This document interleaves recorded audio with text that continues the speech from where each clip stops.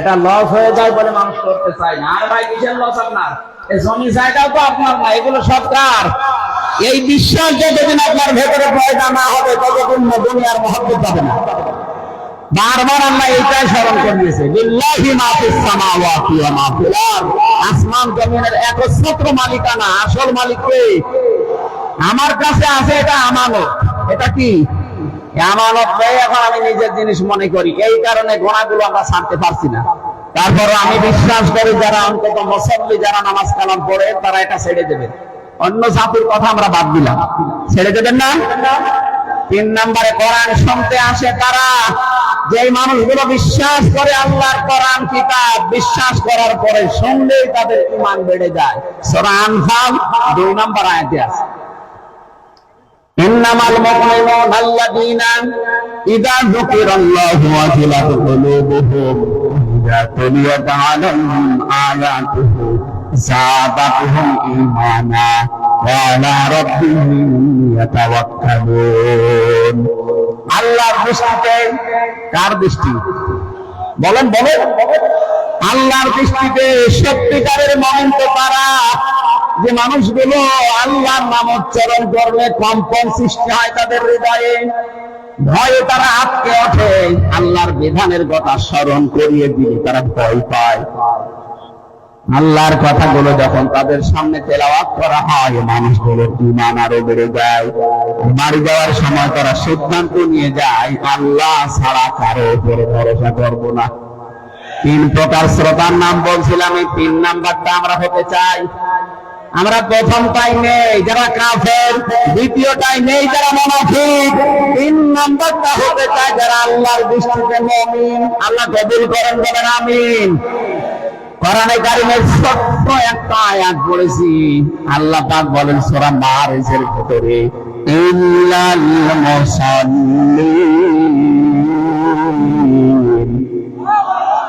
শুধুমাত্র মুসল্লি বাদ দিয়ে, কি মুসল্লি বাদ দিয়ে কি? এর আগে আল্লাহ মানুষের 3টা দর্শনীয় গুণ, নিন্দনীয় গুণ বর্ণনা করেছেন। আমরা যারা মানুষ মতো বাচ্চা এখানে বিবেচিত হয়ে বসে আছি, দাঁড়িয়ে আছি, দেখেন তো আমাদের ভেতরে এই গুণ আছে কিনা। সূরা মারিজের 19, 20, 21 নম্বর আয়াত, ইন্নাল ইনসানা খুলিকা হালুআ। আজকে জুমার নামাজের 2য় রাকাতে আয়াতগুলো আমি তেলাওয়াতকৃত আয়াত পড়েছিলাম। আমি মনে করেছি অধিকাংশ মানুষ পেছনে বোঝে নাই, এই জন্য ব্যাখ্যা করছি। হয়তো আলেম যারা তারা বুঝতে পারে, বাকিগুলো বোঝেননি। এখানে গুরুত্বপূর্ণ কিছু তথ্য আল্লাহ জানিয়েছেন। আমি কোরআনের ভেতরে সব জায়গায় আশ্চর্য হয়েছে, ইল্লাল মুসাল্লিন এই শব্দের ব্যাখ্যাটা পড়ে, যে আল্লাহ কি বলতে চায় আর আমরা আছি কোথায়। আল্লাহ পাক বলেন, অবশ্যই আমি মানুষকে বানিয়েছি হালুয়া। হালুয়া মানে এই যে কিছুক্ষণ আগে খেয়ে আসলাম ওইটা, হ্যাঁ, হালুয়া মানে অস্থির। মানুষকে আমি বানিয়েছি অস্থির করে, এজন্য এক জায়গায় রাখলে মানুষ থাকতে পারে না। মানুষ বদ্ধ জায়গায় থাকতে চায় না। মানুষকে বানিয়েছি আমি অস্থির করে, সব সময় মানুষ ব্যস্ত, অস্থিরতা ওর ভেতরে কাজ করতে আছে। ইদা মাসাহু শাররু জাযুআ। মানুষকে যখন অকল্যাণ, কোন দুঃখ বেদনা কষ্ট এগুলো যখন ঘিরে ধরে, মানুষ তখন হতাশ হয়ে যায়, হায় হতাশ করে, তখন নিরাশ হয়ে পড়ে। কি হলো কি হলো? এই গুণগুলো আমাদের ভেতরে আছে না নেই? বলে মানুষকে যখন আমি আল্লাহ কল্যাণ দেই, নিয়ামত দেই, কোন কিছু তাকে দান করি, তখন সে কৃপণ হয়ে যায়। এটা মানুষের স্বভাব, সৃষ্টিগত ভাবে মানুষের এই 3টা স্বভাব আছে। এবার আল্লাহ ঘোষণা দিচ্ছেন, ইল্লাল মুসাল্লিন। তবে যারা মুসল্লি তাদের ভেতরে এই গুণগুলো থাকবে না, দূর হয়ে যাবে। মুসল্লি বলেন, এর পরের আয়াতে আল্লাহ জবাব দিয়েছেন, আল্লাযীনা হুম আলা সালাতিহিম দায়িমুন। এই পর্যন্ত আজকে নামাজে তেলাওয়াত ছিল আমার। আল্লাহ পাক বলেন, আমার দৃষ্টিতে মুসল্লি তারা যারা নামাজে নিয়মিত, কারণ আজকে থেকে আমার সিদ্ধান্ত নেওয়া লাগবে, উপরে বর্ণিত ওই গুণগুলো থেকে আমি যদি মুক্ত হতে চাই, আমাকে আল্লাহর দৃষ্টিতে আপনি 24 ঘন্টা আল্লাহর আন্ডারে আছেন। আপনাকে চলাফেরা করাতে পর্যন্ত আল্লাহর ফেরেশতারা কাজ করছে, সাহায্য করছে। আল্লাহ যদি বলে যা তোর দায়িত্ব আমি ছেড়ে দিলাম, এ রক্তের ভেতরে 5 প্রকার ক্যান্সার হয়, একটা প্রকার যদি লেগে যায় 14 বংশ বিক্রি করে ঔষধের পয়সা হবে না। কার আন্ডারে থাকতে চান আপনি? সুতরাং আল্লাহর আন্ডারে থাকতে হলে অবশ্যই আপনাকে ফরজ সরকার জীবনে বাদ দেওয়া যাবে না। দেখেন হাত ধরে দিতেন লিল্লাহি তাকবীর।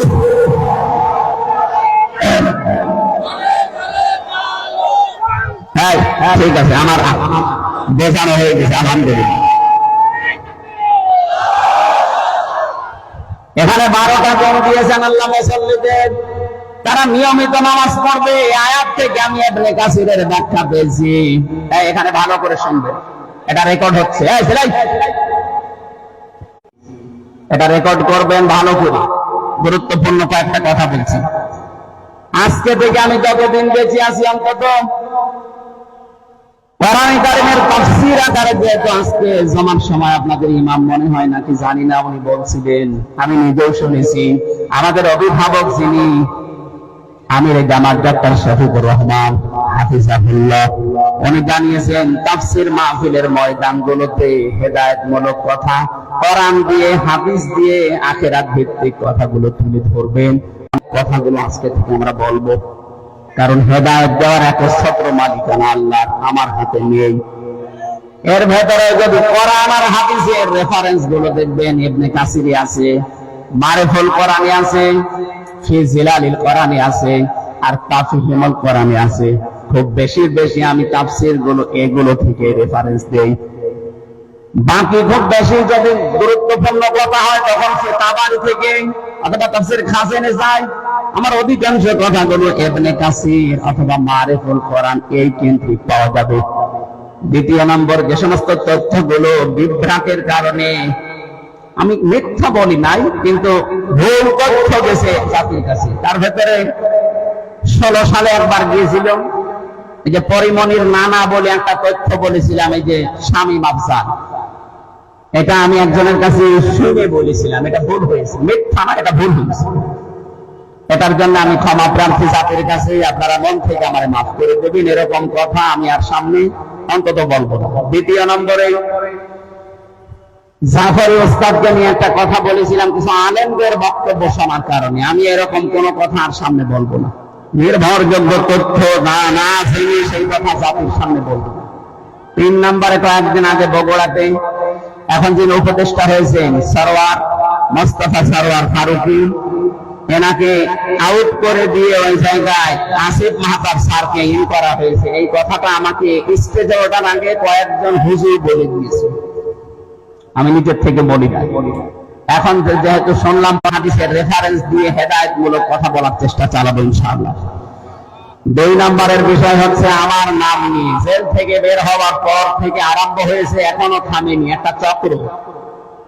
এটা 018 এর পরে শেষে 16 এই নাম্বার দিয়ে বাংলাদেশের বিভিন্ন প্রান্ত থেকে ও বলে, আমি আমির হামজা বলছি, হুজুরের বেড খালি আছে, আপনারা টাকা পাঠান, বেড দিচ্ছি। এটা আমি ওপেন জানাচ্ছি, আমার দাওয়াত নিতে হলে আমাকে সরাসরি বাড়িতে যাবেন অথবা দেখবেন। উনি ভিডিও একটা কাটিং করেছে, কম্পিউটারের মাধ্যমে এডিটিং করে পেছনে সেট করে বলছে, এই দেখেন হুজুরের সাথে কথা বলে, আমার মুখ নড়ায় আর কিভাবে কি সিস্টেম করে মানুষকে শোনায়। এটা একটা চক্র আছে। আমি এটা থানাতে দিয়েছিলাম, এর নামে আমি ডায়েরিও করেছি। ওনারা বলছে হ্যাঁ পাওয়া গেছে, এর বাড়ি হচ্ছে কুমিল্লা জেলার মুরাদনগর, এর নাম নয়ন দাস, এটা হিন্দু মানুষ। কিছু মুসলমানদের সাথে মিল করে আমার নামে এই টাকাগুলো বাংলাদেশের 5,000, 10,000, 20,000 করে খাইতে আছে, আজকেও খেয়েছে। সেদিন খুলনাতে অধ্যাপক মিয়া গোলাম পরোয়ারের কাছে 50,000 টাকা খেয়েছে। ওই দিন ওনার মাহফিল আমার, আমি কুষ্টিয়া থেকে বের হওয়ার সময় বললাম, স্যার আমি বের হচ্ছি, অথচ ওই শয়তান কিভাবে কায়দা কৌশল করে ভিডিওটা ওনাকে দেখিয়ে বসে, দেখেন হুজুর টাকা চাচ্ছে, টাকা দিন। উনি মনে করছে কি আশ্চর্য, আমির হামজা আমার কাছে 50,000 টাকা চাবে। ও আবার বলছে যে টাকা আরো যদি না দেন আমি ঘুরে গেলাম, আমি আসলাম না। ও ভয়তে টাকা দেন। পরে আমি যখন এসে বলছিলাম, বলছে টাকা পেয়েছেন, কিসের টাকা? সেটা আপনি কথা বললেন। তো আপনার সাথে তো আমি সেই বের হওয়ার সময় কথা বলেছি অডিও কলে। আচ্ছা না, আপনি ভিডিও কথা বললেন। এই চক্রটা এখনো কাজ করছে। আজকেও কুড়িগ্রাম থেকে টাকা নিয়েছে।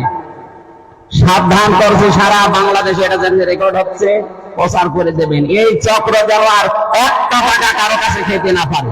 আমার দাওয়াত নেওয়ার সময় 4 আনা পয়সাও কাউকে দেওয়া লাগবে না। যদি কেউ টাকা চায় ওটা বেঁধে রাখবে, ওরে পিটিয়ে আমি নিজে ওই জায়গায় আগা মারা করছি না। এটা আমার দায়িত্ব, কোরআন প্রচার করা এটা আমার দায়িত্ব। আসার পরে যা করবেন ওটা আপনার দায়িত্ব। আমি 1 লাখ 2 লাখ 50,000 না হলে আসবো না। কোন হুকুম করেছে? যারা এগুলো করছে ওরা দুনিয়াদার, ওরা ব্যবসায়ী। আমি ব্যবসা করার জন্য দুনিয়াদার হয়ে আমি আখেরাত বিক্রি করার জন্য আসি না।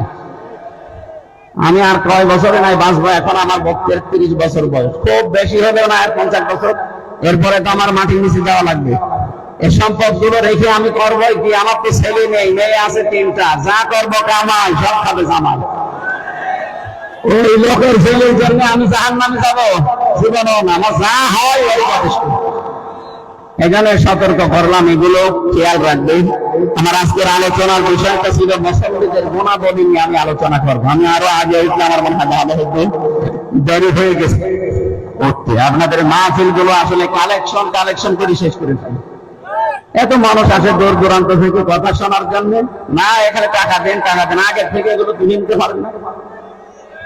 মাহফিল যারা দেবেন আগের থেকে 1-1.5 মাস আগে সব তুলে নেবেন। মাহফিলের দিন যেন খালি বক্তাকে 1-1.5 ঘন্টা কথা বলার জন্য দেবেন, যারা তাফসীর করতে পারে।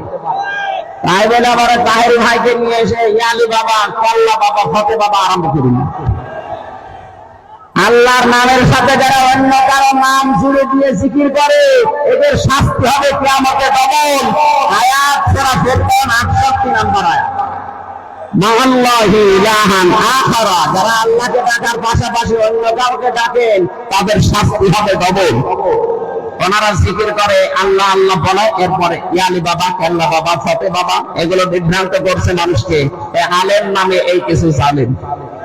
আপনারা সতর্ক থাকবেন। আমি জানি রংপুর বিভাগের এই 8টা জেলার মানুষেরা সহজ সরল।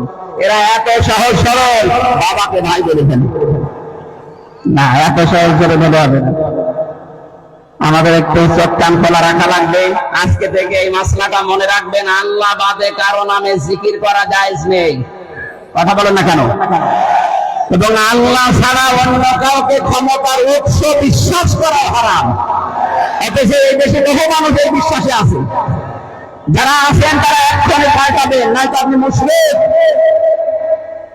বাংলাদেশ জামাত ইসলামী তারা এই বিশ্বাসে বিশ্বাসী যে ক্ষমতার উৎস জনগণ নয়, ক্ষমতার উৎস আল্লাহ। এই জন্য জালেমরা তাদের নিবন্ধন পর্যন্ত বাতিল করে দিয়েছিল। আল্লাহ মনে হচ্ছে নিজে অ্যাকশন নিয়েছে। 5 দিনের মাথায় তাদেরকে নিষিদ্ধ করে দিয়েছে।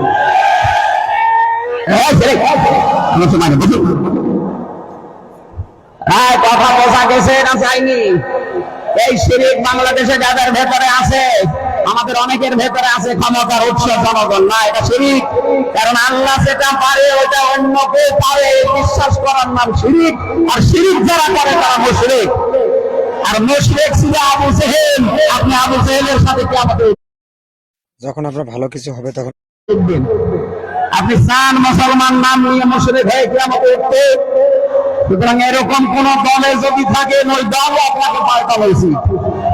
ক্ষমতার উৎসকে এটা আমি বানালাম।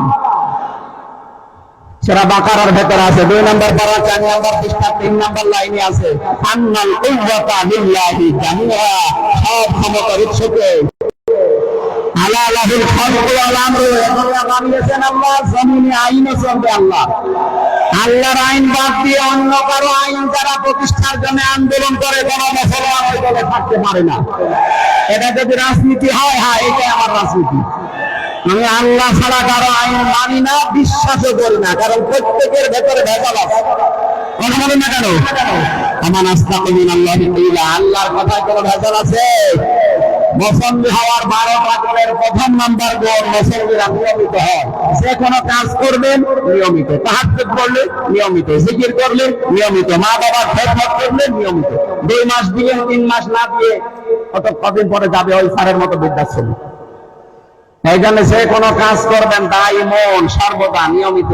আল্লাহ আমাদেরকে এখানে 12টা গুণ আছে, সূরা মার এসে বাড়িতে এসে পড়ে নেবেন। আজকে 4টার সময় নামাজ আর 3-4 মিনিট আছে। হাফেজদেরকে আমরা সম্মানিত করব, এরপরে আল্লাহর কাছে দোয়া করে শেষ করে দেব। আগামীতে নিয়ে আসবে, আমার রাতের বেলা নিয়ে আসবেন, দিনের বেলা মাহফিল আমার হয় না, আমারও ভালো লাগে না, আর মানুষের গান শুনে আমার মাথা খারাপ হয়ে যায়। রাতের বেলা আসবেন। রাতে আজকে আছে কোন জায়গায় যেন পাটগ্রামে আছে রাতের বেলা। আমি 9টার সময় উঠবো ইনশাল্লাহ, 9টা 9:30 উঠবো, যতক্ষণ পারি ওখানে কথা বলবো। আজকের মতো আমি আর পারলাম না, শেষ করে দিলাম, ফরজ নামাজ তো ওই জন্য। আসসালামু আলাইকুম। এই আশপাশে মসজিদ থাকলে নামাজ পড়ে নেবেন, এখানে জামাত হবে।